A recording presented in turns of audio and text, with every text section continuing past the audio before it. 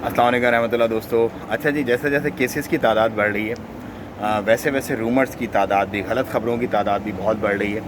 कि जैसा कि मेरी नज़र से भी एक गुजरी थोड़ी देर पहले कि भाई उसको मंसूब किया हुआ था किसी हाई ऑफिशियल से, और ये कहा हुआ था कि हम ईद उल फितर के करीब जो है वो शायद कंप्लीट लॉकडाउन लगाने और मोर स्ट्रिक्ट मेजर्स करने जा रहे हैं।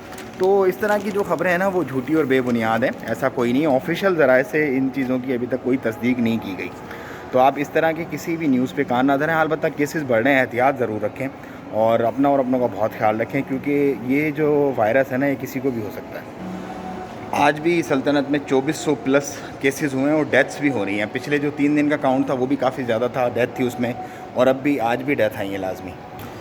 तो जो केसेस डेथ के साथ आ रहे हैं उन पे यकीनन फ़िक्रमंद होने की ज़रूरत है, लेकिन एहतियात इसका वाहिद इलाज है। मैं हमेशा आप लोगों को एक चीज़ की तलकीन करता हूँ और वो है एहतियात। एहतियात आप ज़रूर करें, बाकी जो होगा वो तो होगा, सब साथ हैं, कोई टेंशन वाली बात नहीं है। अच्छा, एनओसी आने के बाद बहुत सारे लोग अपनी जॉब्स चेंज करना चाह रहे हैं, लेकिन क्योंकि उनके मिड ऑफ कॉन्ट्रैक्ट हैं तो उनसे तनाजुल के बहुत ज़्यादा पैसे मांगे जा रहे हैं उनके एग्जिस्टिंग जो कंपनीज़ हैं उनकी तरफ से। तो ये तो है, देखें ये तो चलता है हर जगह पे।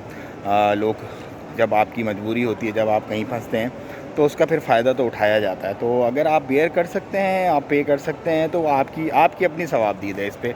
अदरवाइज़ आप रुक जाएँ। मेक श्योर करें आपका कॉन्ट्रैक्ट जो है वो रजिस्टर्ड है। अगर आपका कॉन्ट्रैक्ट रजिस्टर्ड है तो फिर तो आप 2 साल, जैसे आपका बताका ख़त्म होगा, आप अपनी जॉब चेंज कर सकते हैं विदाउट एनी तनाजुल, without any consult with your old employer.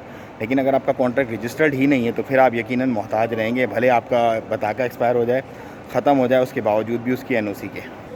तो ये चीज़ें मैं आप लोगों को टाइम बाय टाइम गाइड करता रहता हूँ, और मेरी गाइड करने की सिर्फ एक वजह है, और वो ये है कि लोगों को पता चले उनके राइट्स क्या हैं, उनके हुकूक क्या हैं। मुझे बहुत सारी प्रॉब्लम्स भी होती हैं इसकी वजह से, लेकिन डजेंट मैटर।